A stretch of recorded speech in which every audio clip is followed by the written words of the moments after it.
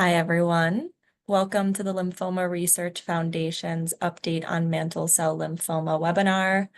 I'm Hope Avalone, and I am the Senior Manager of Patient Education Programs here at the Lymphoma Research Foundation. So during today's webinar, you'll hear from an expert speaker and you'll have an opportunity to ask questions. You can ask those at any time in the Q&A box at the bottom of your screen, and we'll address as many as we can at the end of the presentation. As a reminder, this webinar is being recorded. Also, at the end of the program, you'll be prompted to complete a program evaluation. We do ask that you please complete this evaluation, as we like to incorporate your feedback into future programming. But for now, let's get started. Thank you again to each of you for taking the time to join us on today's webinar. We'd like to first thank our sponsors of this webinar, Adaptive, Genentech, Lilly, and Merck. And at the Lymphoma Research Foundation, our mission is to realize the promise of science to eradicate lymphoma and to serve the community touched by this disease. And all of our work is led by our Scientific Advisory Board, which is a group of 45 lymphoma experts from around the country. And in addition to today's program, we have a variety of other programs and services available for you. So the foundation has free comprehensive disease guides and fact sheets, which can be ordered or downloaded on our website at lymphoma.org. We also offer a variety of other in-person and virtual educational programs so that you can continue learning about the latest updates throughout the year. So as part of our digital resources, we have an award-winning mobile app called Focus on Lymphoma.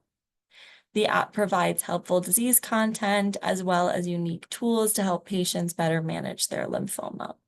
And that app is available free of charge in the Apple App Store and in Google Play as well. In addition, the foundation offers a wide range of support services. So one example is our helpline, which serves to complement our patient education programs as a resource for both patients and care partners.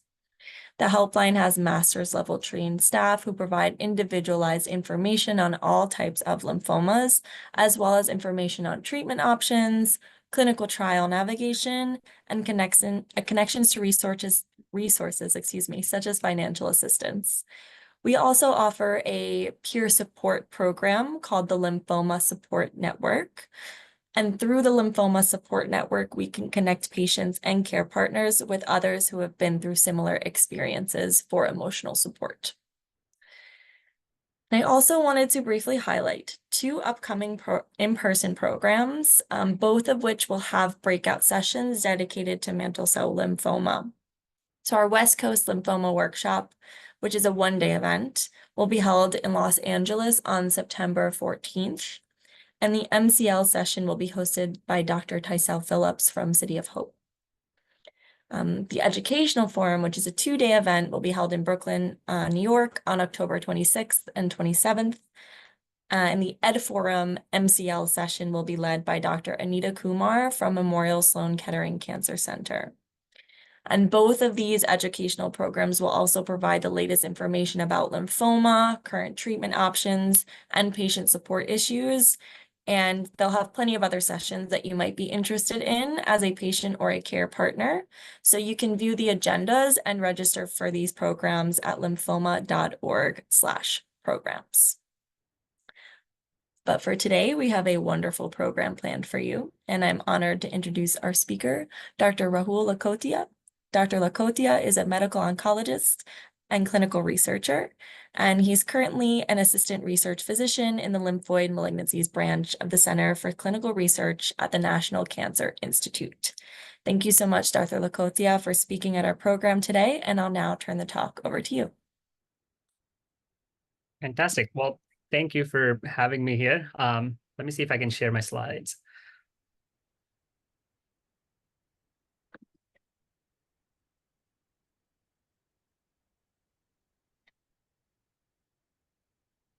Okay, did that work? Yes, looks good. All right, perfect. So as Hope introduced, I'm working at the NCI in Bethesda, Maryland, and as I was thinking about what I will give you an update for, because there have been so many in mantle cell lymphoma over the last couple of years, I think my goal today would be to highlight the main concepts that the field is going towards, instead of highlighting every single trial that has been done in this space, and then see if you have any questions afterwards. I work for the government, so this slide comes really easy for me. I have no financial disclosures, but we will discuss off-label use of medications throughout the talk. This is a general outline. We'll talk a little bit about the history of disease, pathogenesis, and clinical presentation.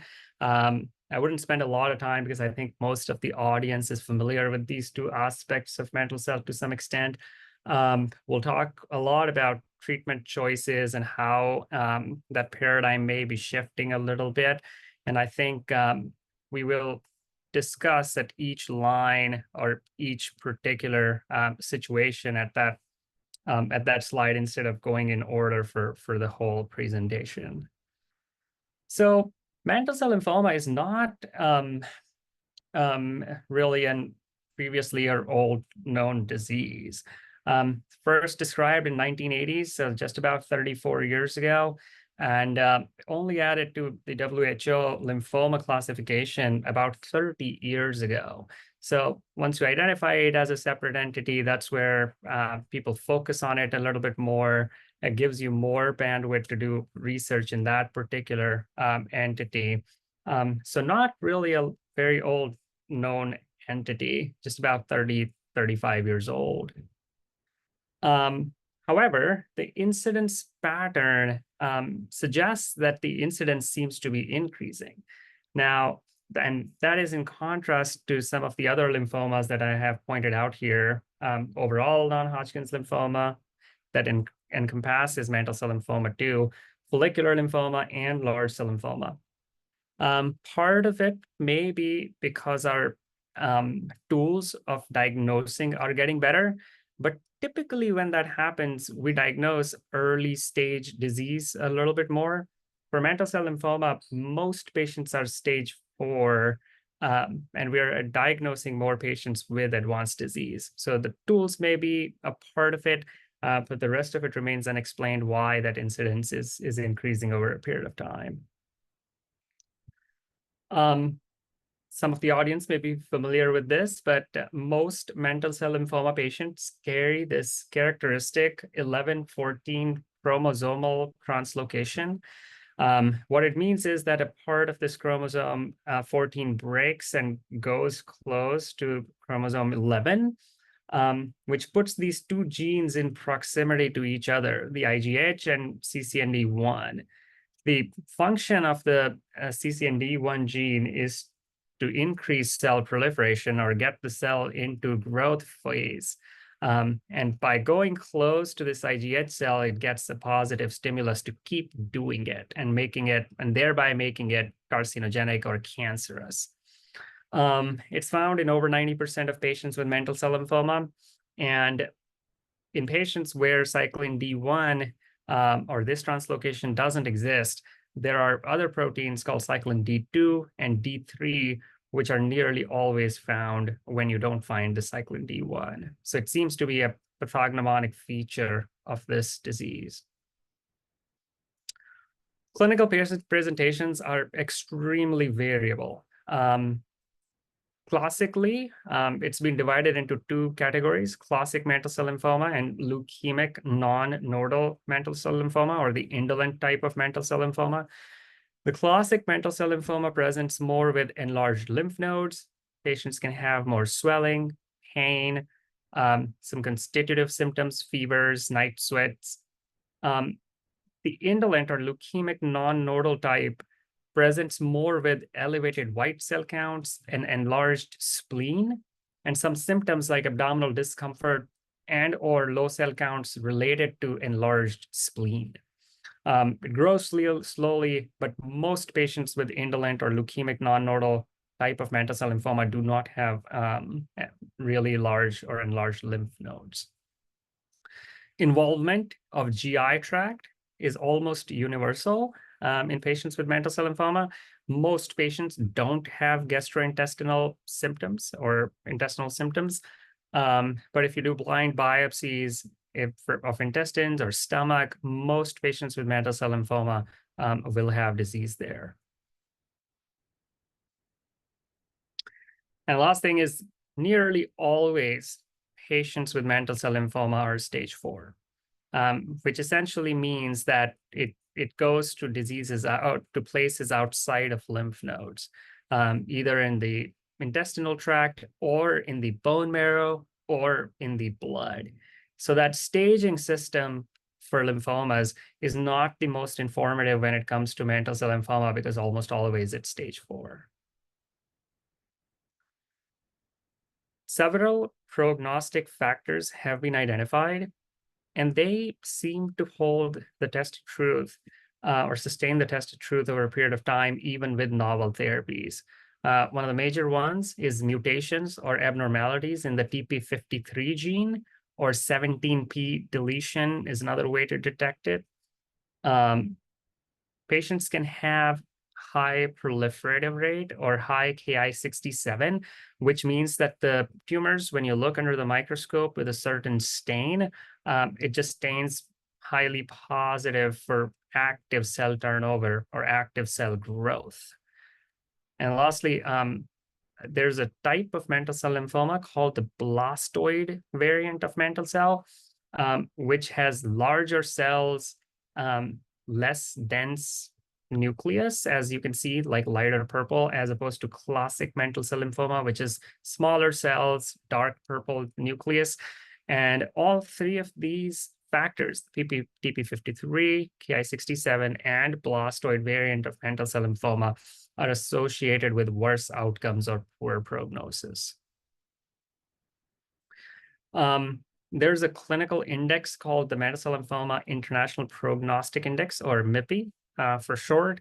It includes 5, both patient as well as disease-related factors, and classifies risk into 3 categories: low, intermediate, and high, which is another prognostic factor to take into account.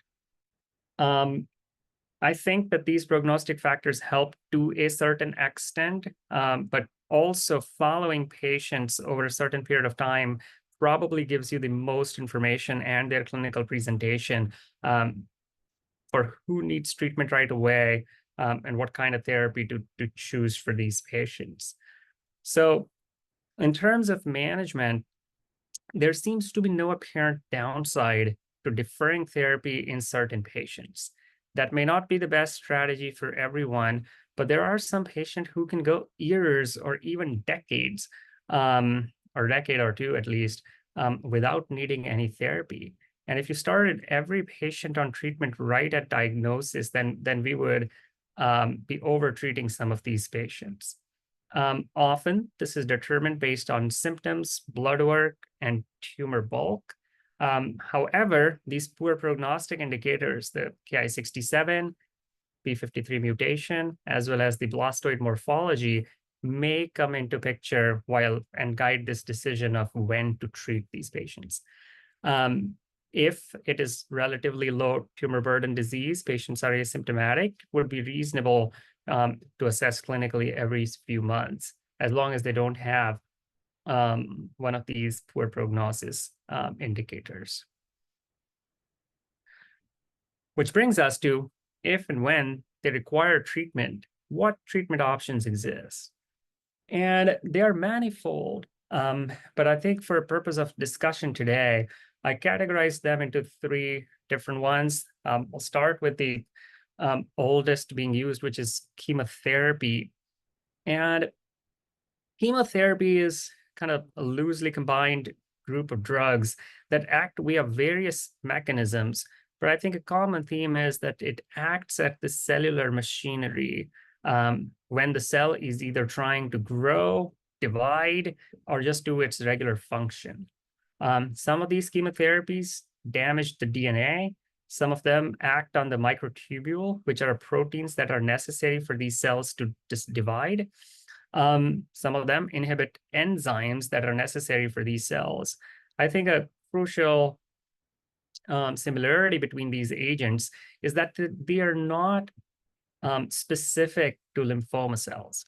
And that's why patients can have side effects in any situation where these cells grow quickly.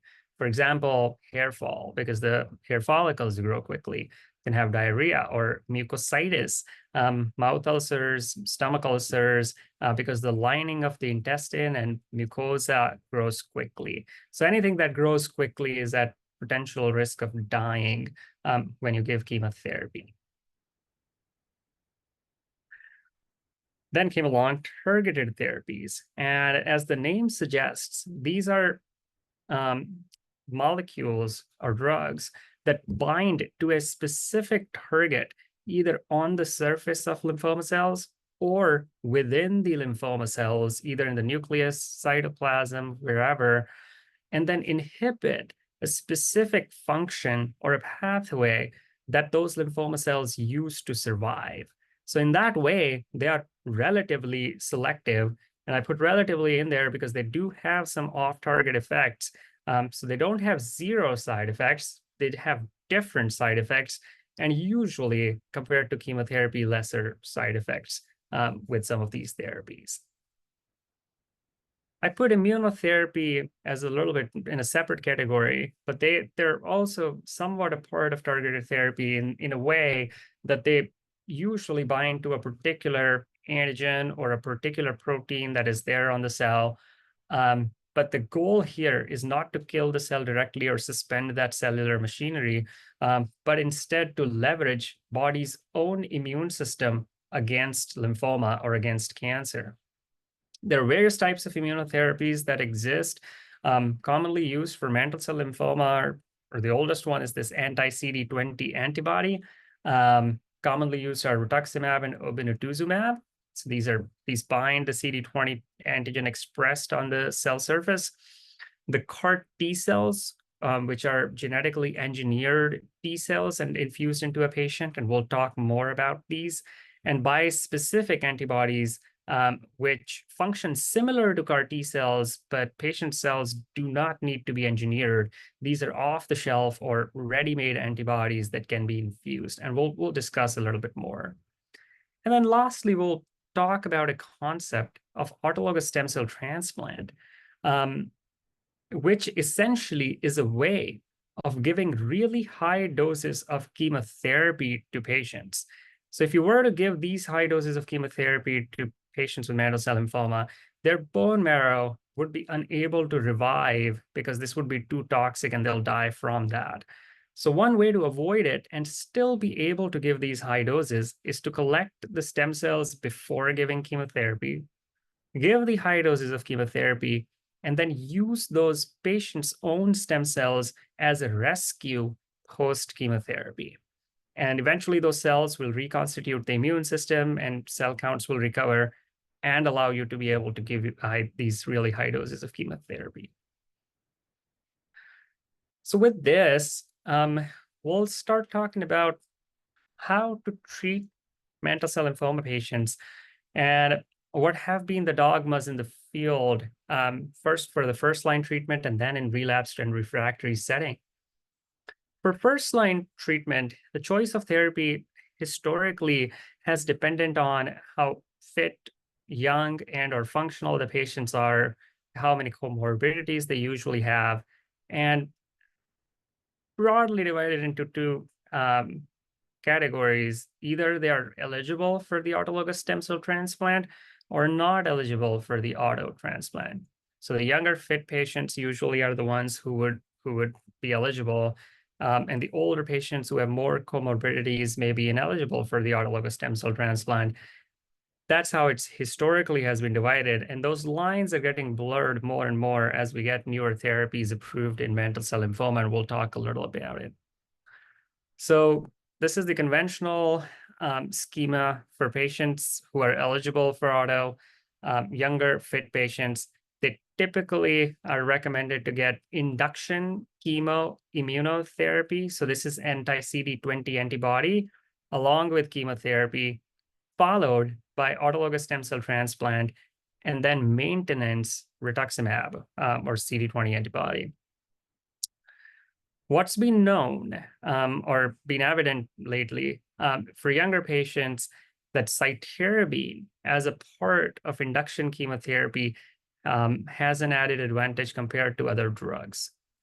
This was the MCL Younger study, where addition of cytarabine to an R-CHOP like backbone improved how long patients took before relapse or before progression. So whenever I show these curves, the higher these curves are, essentially means that the longer it takes for those patients to relapse or die if it is an overall survival curve. And in this particular situation, on an average or median, it took about 9 years when patients received and a cytarabine-based therapy before they progressed after the first therapy. Whereas patients who didn't receive cytarabine-based therapy, on an average, progressed after 4 years and required another therapy. That being said, it didn't really translate into how long they lived. So it took them a longer time to relapse. But overall, both of these group of patients had similar survival or life expectancy, whether they got high-dose RC or cytarabine or not. And that can be due to several reasons, because there are good, effective second, third, fourth line treatments that are now available that can confound this picture. So this study really led the way in determining cytarabine-based induction regimens as the recommended first-line regimens. Multiple of those regimens exist. 4 of them, common ones, are mentioned here, but they're not the only ones. The role of autologous stem cell transplant in younger patients was explored in this study, where they received 4 to 6 cycles of CHOP-like chemotherapy and then randomized to either receive interferon maintenance after 2 more cycles of CHOP versus autologous stem cell transplant. And in this patient population who received either CHOP or CHOP with rituximab, autologous stem cell transplant improved their life expectancy. These patients lived longer, those who received autologous stem cell transplant.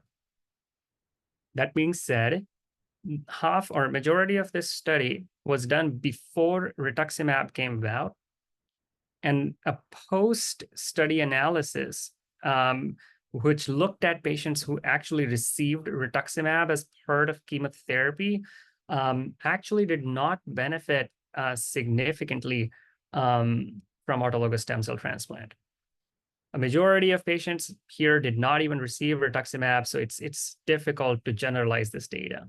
But since there was a survival benefit, and there were a couple other retrospective analyses that looked at it, this kind of became a quote-unquote standard of care for a time. So I think so far, what's evident is that RRC or cytarabine helps younger patients. Autologous stem cell transplant role is less clear, but at least for CHOP-based induction therapy, improved survival. But once you add rituximab, that benefit is not super clear. What's also evident is that even if you use autologous stem cell transplant in this patient population, the survival is 9 to 10 years, or excuse me, the time before relapse is about 9 to 10 years. So the patients, and these are younger patients, a majority of them will require another treatment in the next decade or 10 years or so. So there's room for improvement for this therapy or the first-line therapy in this setting. What's also evident here is that these curves go all the way to the bottom, both the survival as well as the progression curves, which means that we're not really curing patients with this type of treatment. So based on this, people explored different opportunities or other drugs that could be potentially added to these regimens.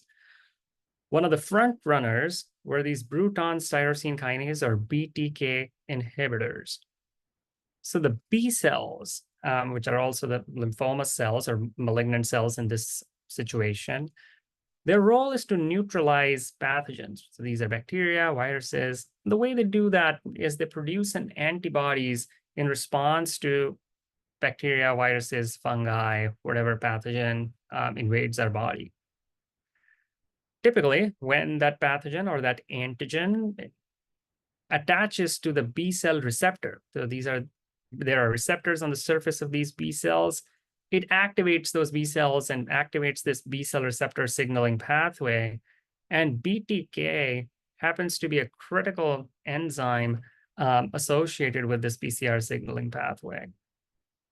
BTK inhibitors block that enzyme and stop this active signaling that eventually leads to cell death. And mantle cell lymphoma seems particularly sensitive to BTK inhibition. Several BTK inhibitors have been developed. 4 of them have been mentioned here. And these seem to be the obvious choice to add to the frontline therapy. So the triangle study that was published this year compared or randomized younger fit patients into 3 groups, or transplant-eligible patients into 3 groups. The first was the conventional group where they got cytarabine-based chemotherapy, followed by stem cell transplant and then observation. Second group was chemotherapy, but with ibrutinib, still followed by autologous stem cell transplant and then maintenance ibrutinib. And the third group received chemotherapy with ibrutinib, but skipped this autologous stem cell transplant and received 2 years of maintenance ibrutinib. And here I'm showing the curves for patient in group A. So this is the conventional group who received auto. And then group I, which is the ibrutinib group, but without auto. And this blue line here are the patients who did not receive autologous stem cell transplant. So auto transplant really had no benefit, which is this red line, over patients who received ibrutinib but then did not receive auto. And this study puts in question even more the role of autologous stem cell transplant in transplant eligible, even in transplant eligible patients. The analysis is ongoing for the other 2 groups comparison. So where you have auto plus ibrutinib, is that better than just ibrutinib without auto? We don't know that yet. That we need longer follow-up to determine that. What about maintenance? Is that a standard for these patients? So the Lima trial studied rituximab versus observation after auto transplant, and patients received treatment for about 3 years. And generally, patients who received maintenance rituximab took longer to relapse.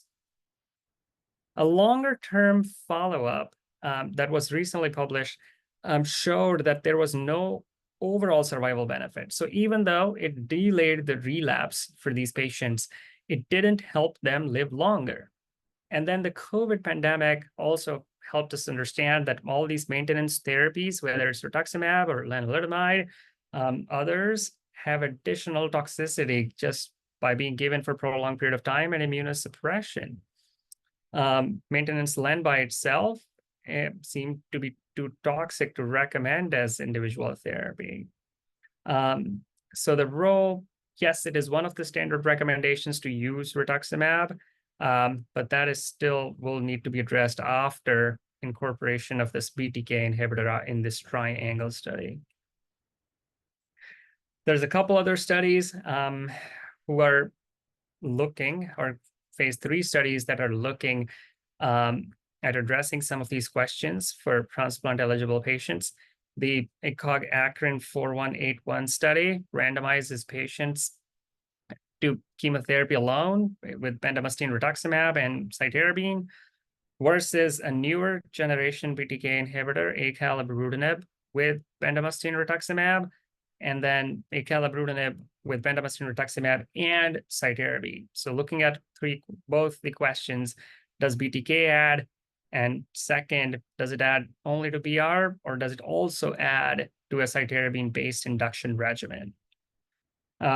there's the ECOG-ACRIN 4151 study, where patients receive chemoimmunotherapy, and then if they have a complete response, and MRD here means minimal residual disease, and we'll talk a little bit more about it afterwards, which is disease below the limit of detection of scans, but can be picked up by certain blood or bone marrow tests.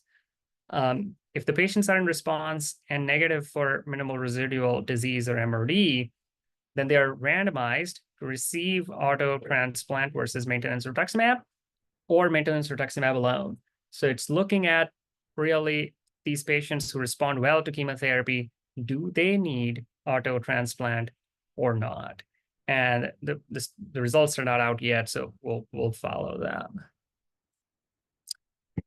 Now, what about patients who are ineligible for auto transplant? So the historical way of looking at it has been induction chemoimmunotherapy, and there's different regimens, typically without cytarabine. So cytarabine seems to be too toxic, at least at conventional doses for transplant-ineligible patients, followed by maintenance rituximab. Two studies, Wright and Still studies, looked at the role of bendamustine rituximab compared to R-CHOP or RCVP, and it appears that bendamustine rituximab has a higher complete response rate, as well as patients who receive BR progress later compared to R-CHOP and RCVP.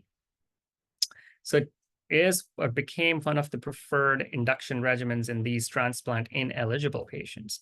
There are other regimens, VR-CAP, which is essentially R-CHOP, but with vincristine or one of the chemotherapies replaced by a proteasome inhibitor, bortezomib. And then it's not approved as first line, but lenalidomide and rituximab, which is a non-chemotherapy regimen, although it was tested in a really small cohort and relatively lower risk patients compared to these other studies. So not as robust of data in this situation. So similar to transplant-eligible patients, can we improve outcomes in patients who are transplant-ineligible by adding other drugs? We added cytarabine, found it may be too toxic. What about BTK inhibitors? And the SHINE study investigated just that.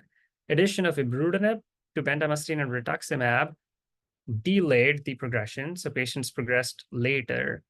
However, there was no difference in how long they lived.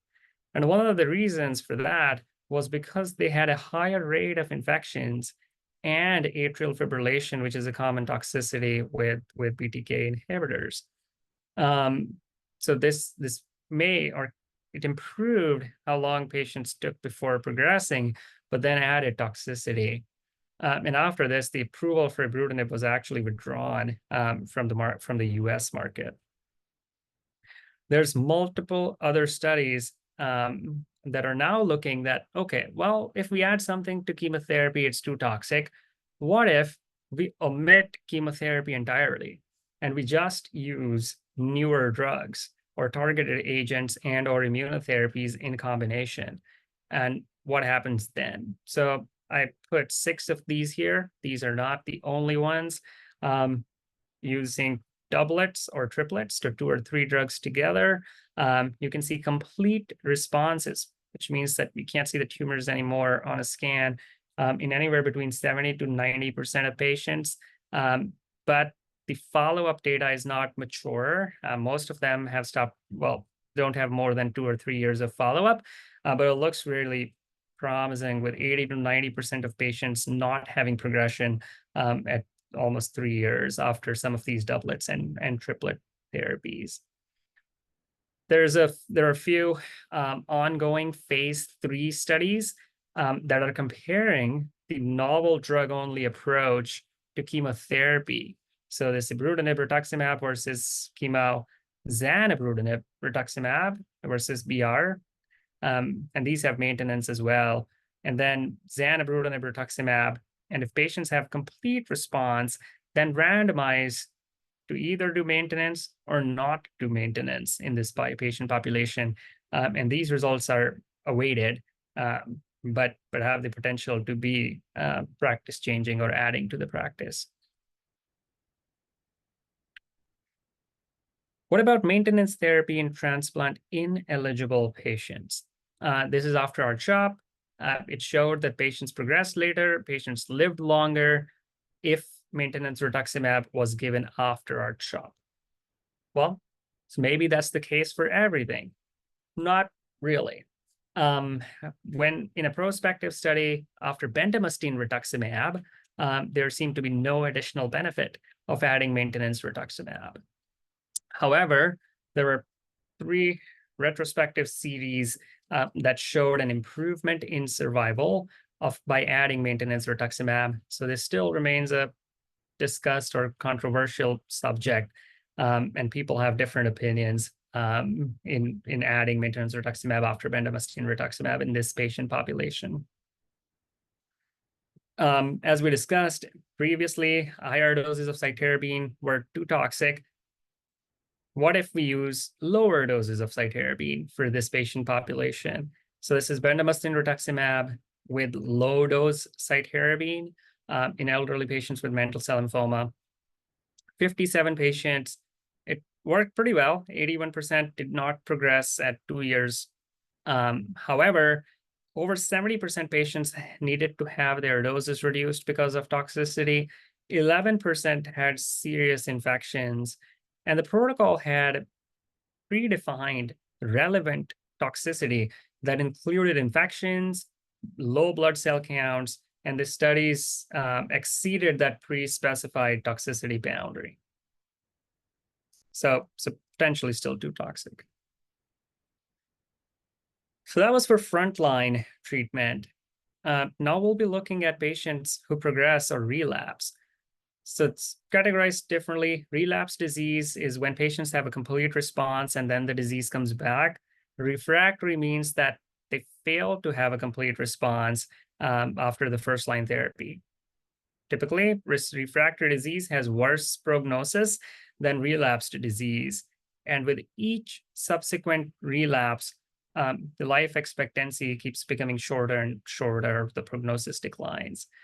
There's no perfect treatment choice at each of these relapses so far. It just really depends on what patients have received before and how fit and how their blood cell counts and other organ functions are.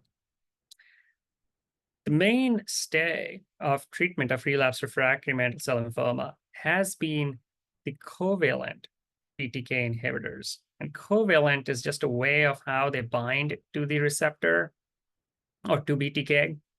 And they bind in an irreversible fashion. Ibrutinib was the first one to be tested in 280 patients. It was compared with temsirolimus, which is an approved but not so good of a drug for mantle cell lymphoma.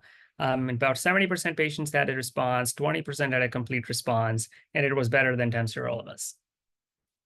It has a specific adverse effect profile with low cell counts, diarrhea, but also a cardiac arrhythmia called atrial fibrillation in 4% of patients, and major bleeding, mostly from the stomach or intestines in about 10% of patients. 3 different trials, when the results were combined, showed about similar efficacy. People lived about 2 years after relapsing on ibrutinib on average, and it took a little over a year before they progressed on therapy and required another treatment. What also came out from this study was that it was better to use ibrutinib as a second-line treatment or earlier during relapse, as opposed to a 3rd or 4th or 5th relapse. But it's hard to say how much of this is due to ibrutinib or just the natural biology of disease, where it becomes more and more resistant and aggressive as patients relapse further and further. There have been newer BTK inhibitors, zanubrutinib and acalabrutinib are 2 of those. They have about similar efficacy based on percentages.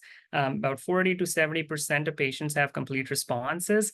However, what's important about these is they seem to have less side effects or less BTK-specific side effects, atrial fibrillation and major bleeding, compared to ibrutinib. But as you can see, the progression-free survival, or the average time to progression, is about 1.5 years for these BTK inhibitors, between 1.5 to 2. And most of these patients will require another therapy. So can we make it better, or can we improve the outcomes in this second-line treatment as well? And just as it was in first line, the thought was that, okay, well, what if we add another agent? One of the first studied agents was venetoclax, which is a BCL2 inhibitor. So BCL2 is a protein that prevents apoptosis. And apoptosis is the way where cells die a programmed natural death. Our body cells are programmed to die at a certain age or a certain time, and BCL2 prevents that. So dysregulation of BCL2 is common in mantle cell lymphoma. And if you inhibit that, so if you stop something that is stopping the apoptosis, you induce apoptosis in an indirect way. So as a single agent, about a half or a little less than half of patients respond to venetoclax. So it's active, but not a home run. But it's a drug that can be added to other drugs because of a little bit of a different toxicity profile, and seems to work independent of these other mechanisms. So there may be some synergy involved. It's not approved for mantle cell lymphoma yet. The initial combination was with ibrutinib, complete response rates anywhere between 50 to 70%. And when compared with ibrutinib alone, a higher complete response rate, and patients progressed later if they got these two drugs. Well, if 2 is better, maybe 3 is even better. And so people are now trying, and we're trying to add 3 drugs or 4 drugs. And then one of these regimens is the acalabrutinib obinutuzumab, where 70% complete response rate. And then we at the NCI are doing 5-drug regimen called Viper, which has venetoclax, ibrutinib, but also prednisone, obinutuzumab, and lenalidomide. Believe it or not, the prednisone seems to be synergistic to all the other drugs in this regimen. And so far, small numbers, we have seen 100% response rate or complete responses on the regimen, with 89% of patients without progression at 1 year. Using these covalent BTK inhibitors, what we've also learned is that once patients become resistant or progress on this therapy, their prognosis is poor. This report puts it at 3 months life expectancy after BTK inhibitor. I'm not sure if it's quite that low because it's a retrospective study, but it's worse than patients who have not had BTK inhibitor. So we need to find other options for those patients. And that's where CAR T cells come in and some other therapies. So briefly, CAR T cells are patients' own T cells that are harvested, genetically engineered with the help of a virus, and that product is infused back into the patients after chemotherapy. Because it's an immunotherapy, it activates those T cells. The side effects are related to the immune activation and typically involve cytokine release syndrome, which is fevers, chills, low blood pressure, but also neurotoxicity, which is loss of speech, seizures, disorientation, and the like. Like other therapies, patients can have low blood cell counts and infections. Brexacaptogene, or Brexu-cel, was the first one to be approved. 2/3 of the patients had a complete response, and these are all patients who had a prior BTK inhibitor. So we looked at how the poor prognosis these patients were, and they had over 2 years of median survival without progression. So it took about 2 years or more for an average patient to relapse on this study. We don't know if it's quite curative yet. I think we need much longer term follow-up. Similarly, lysocaptazine, or liso-cel, has similar outcomes. About 70% patients had complete response, similar survival as well. Where they differ are in adverse events. Liso-cel seems to be a better tolerated of the two, but we just have much more data with Brexucel. So either of them, if they're available, are reasonable choices, but more so the choices based on toxicity profile, as you can see here. Keep in mind, either of them have about 3 to 6% risk of death by using them. So they're excellent therapies, but not to be taken lightly. Another approved drug is this non-covalent BTK inhibitor, pirtobrutinib. And it's different than other BTK inhibitors we have discussed so far, is that it maintains activity even if patients have the most common resistant mutation. In this study, 90 patients who had prior BTK inhibitors, over half of them responded, and 20% had a complete response. However, patients progressed on an average about 7 to 8 months of being on this therapy. So it's not as prolonged of a survival outcome or deferred a relapse as CAR-T would get. So what else is in the box or being studied? One of the more exciting ones is these bispecific antibodies, which is a type of immunotherapy. Basically, this brings the lymphoma cell in proximity to the body's T cells, and by that, the T cells get activated and kill the cell or lymphoma cell. Glofitamab was the first one being studied, 60 patients. Over 80% of patients had a relapse. Most of them, or half of them, had prior BTK, and complete responses in 80% of patients. At about 15 months, 60% patients did not progress. And these are multiple studies that are now ongoing with bispecific antibodies. So we'll see if they're combined with other agents, how they work. So what other ongoing considerations exist for this patient population? I think big ones are, well, most of these covalent BTK inhibitors are given over a prolonged period of time, indefinite therapy. Maintenance with BTKs have been used as indefinite therapy, except Triangle, where we use it for 2 years. Can we get away with time-limited therapy with novel agents alone? And multiple studies, including the Bowen, the Viper study, are studying that now. We have all these effective therapies. Can we cure patients now? We don't know. And if we do, what is the best therapy? Is it CAR? Is it a combination of novel agents? Who are the patients to pick and choose to try and cure? The eventual goal is to cure everyone, but we know that these therapies don't cure everyone.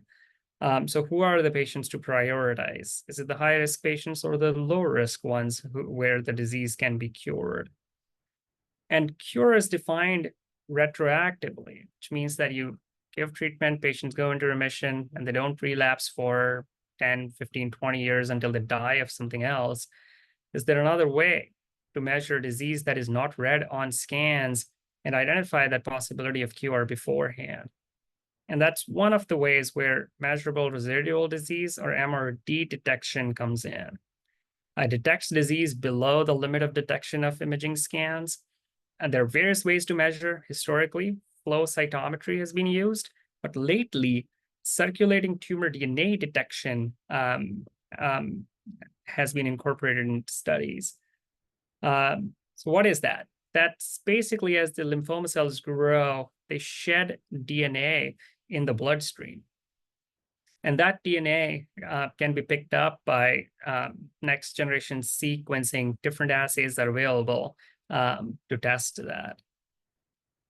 One of them, clonoSEQ, we used to determine value of MRD.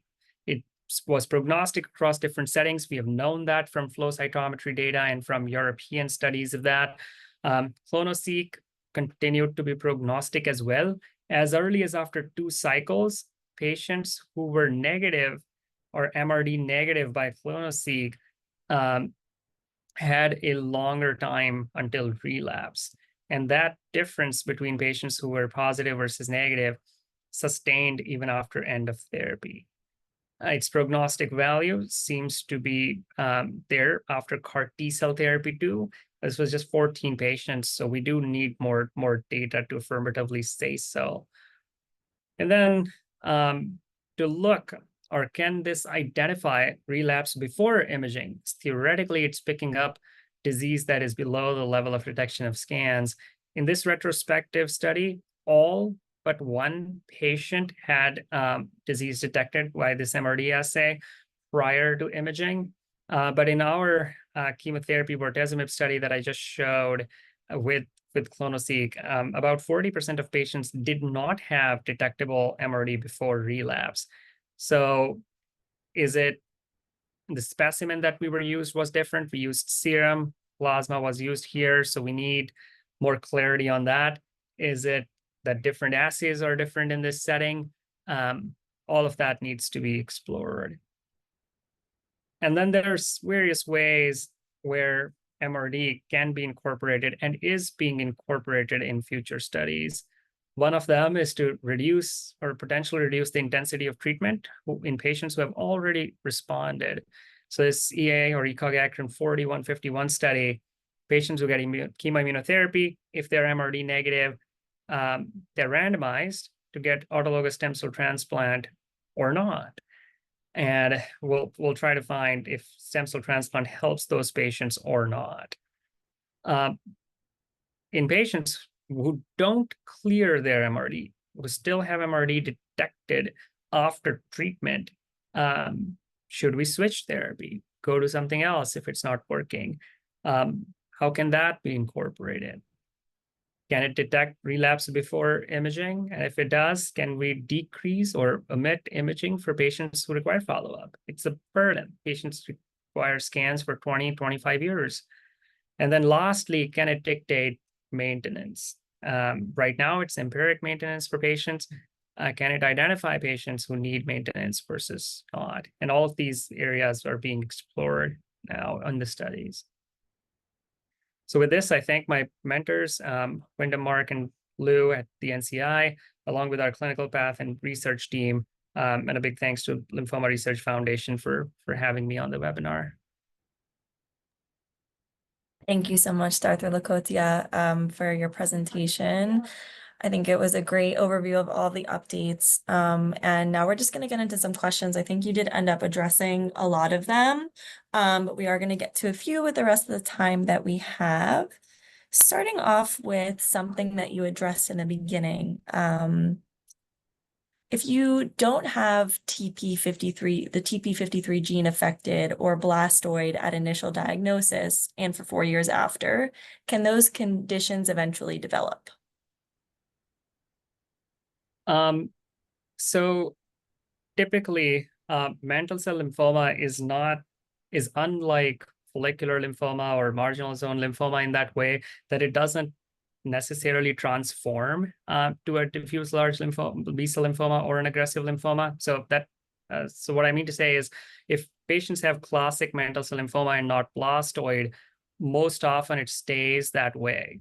However, the TP53 mutations can be picked up along the way. So even if it was negative in the beginning, patients who have therapy or get therapy can eventually have TP53 mutation in future, but often not blastoid, and often not as much of a change in the Ki-67. Thank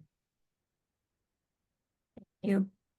The next question here is, from what you see, so this patient says they've been in remission since 2005, so almost 20 years, and they were treated with R-CHOP for stage 2A MCL. And they're wondering if it's more or less likely that MCL will return after such a long period of remission. Yeah.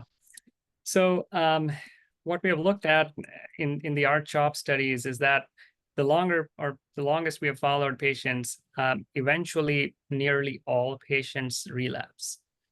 And there doesn't seem to be a plateau where patients stop relapsing completely. Now, that being said, not all patients make it through studies, and the possibility that it will come back is never 100%. It's not 100%. I would say that if it hasn't relapsed for 20 years, it likely represents a lower risk disease. And even if it were to come, it may not come back before patients die of something else. And if it were to come back, it is probably, once again, likely to grow slow and may not necessarily need treatment right away. Thank you. Is there any evidence to indicate that rituximab maintenance has a significant adverse effect regarding COVID? Does it make it more likely that a patient would get COVID, or would it make it worse? Yeah, good question. So yes, I think that the COVID pandemic helped us think about maintenance in a different light. I don't know if I don't think it makes people more susceptible to getting COVID. I think that probably the frequency of getting COVID is about the same. But patients who are on rituximab maintenance or any other maintenance, really lenalidomide maintenance, do seem to have significantly worse disease compared to patients who are not on maintenance. Yes. Thank you. And we did get a specific question about the triangle study, asking if it also found that patients treated with rituximab fared better than those without, suggesting that rituximab should be used in maintenance with BTK inhibitors. So the use of rituximab in the triangle study was not randomized, and the use of rituximab was left up to the discretion of the investigators. All three arms were allowed to have rituximab, so I don't think that that study design can answer that question for you. After the failure of BTK inhibitors, do you think it's better to go for CAR T first and then bispecifics? So the bispecifics, they're not yet approved right away. CAR T cells are currently approved. Now, I don't know which strategy is better because bispecifics seem to have almost equivalent complete response rate as suggested from CAR T studies. But I think the availability is the question, how to get or how to obtain them. I would say that if there is a clinical trial that is available and is testing bispecific in that setting, I think that's a very viable and reasonable option to even think of before or after CAR T. But in terms of the standard options that are available, that would be Brexucell or Lysocell that is available at this point. Thank you. We had a few questions about patients with indolent MCL that aren't showing symptoms.